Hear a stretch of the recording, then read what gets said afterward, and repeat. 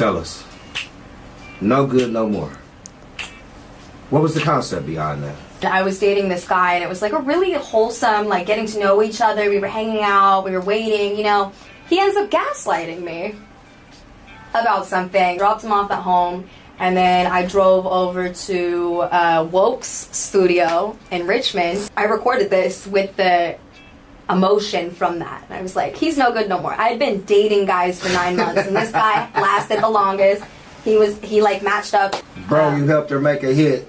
I just want to let you know that, you know, sometimes some people in your life, they're there for the right reasons. Always. He was there for the right reasons to give you a hit. This is No Good No More is actually a nice song. It's actually this is actually a hit. You know what I mean? This is actually a hit. This is something that you can play to, you can ride to, and I know the women out there can relate to. Mm-hmm. You know what I mean? So tell the people who you are.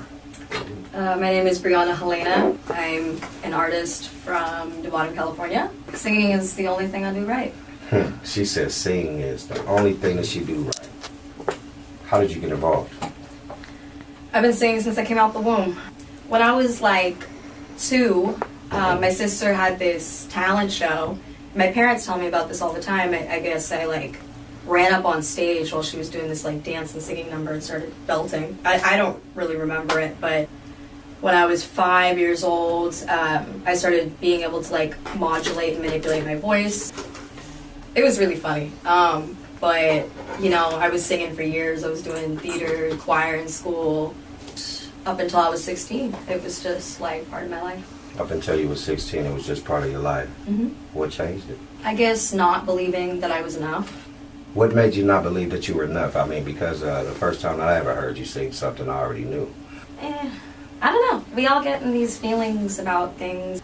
Like, I guess when you're 16, you're a sophomore in high school, right? Being in Marin County, there was a suicide every single year when I was in high school because bullying was so bad. And, you know, I was never skinny and tall and blonde like all the popular girls.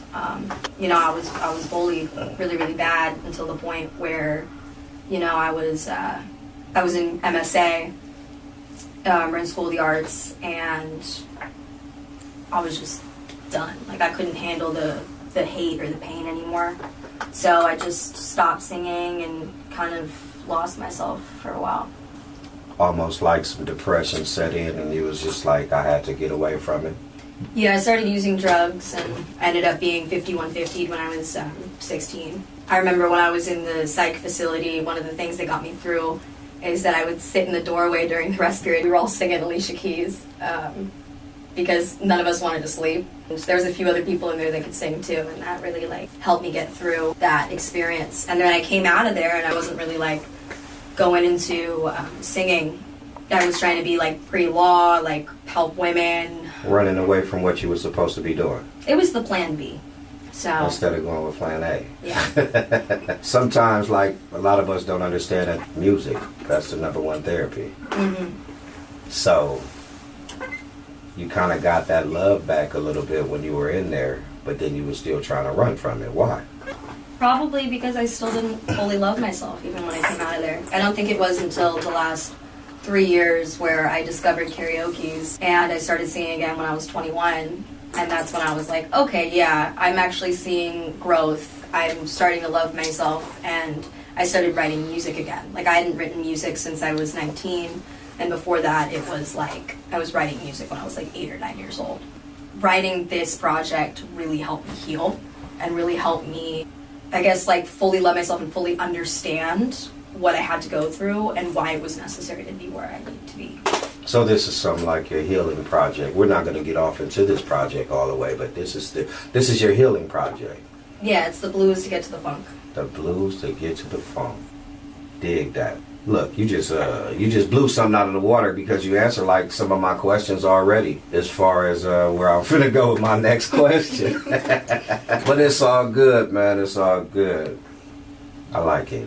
I like how you're opening up and you're being free with the people. Because that's what this whole interview is always about. You being free and you being expressing yourself. So, can you share a memorable moment from your career that had a significant impact on you or maybe another artist? I remember after 2 years of really just singing and trying to, it took me 8 months to get a group together. I was holding the flyer for No Name Bar. It was my show on February 2nd of 2023. I had sat in that bar for 8 months trying to sing there because, of course, Janis Joplin was there, Stevie Nicks was there, Stevie Wonder, Jefferson Airplane, the record plant's right across the way. So I was like, I want to be here. And also the acoustics in there are just absolutely amazing. And the energy is something else. They also say it's haunted. I don't know about that. But Haunted with good spirits, then. I mean, she's named some greats up in there.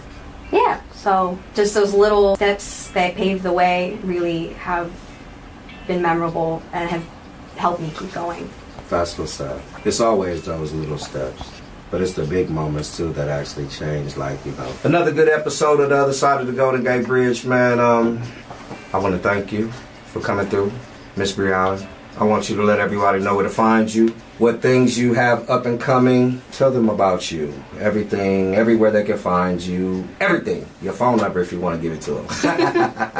All right, so my Instagram, which is my main platform of where you can find all the information about where I'm at, Bry, spelled B-R-Y, Helena. And then we've also got National Women's Day Showcase at the Arlene Francis Center on March 8th, National Women's Day. I'm on Spotify as Bryana Helena, Bryana Helena, same as every single platform.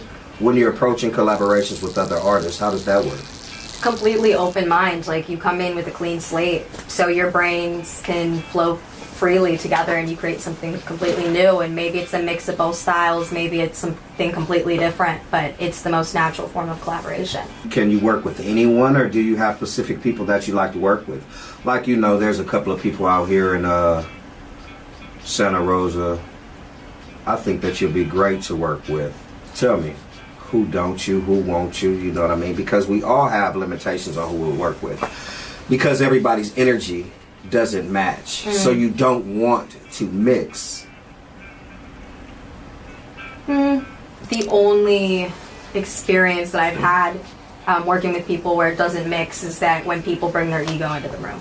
I think that if you're willing to come in there and just let that, like, because everyone has an ego, but when you let that run you, or you let it run you all the time, maybe that's how you got ahead, whatever, that's like that low frequency kind of energy, that I won't work with that, but I'm so open-minded because it just helps me grow.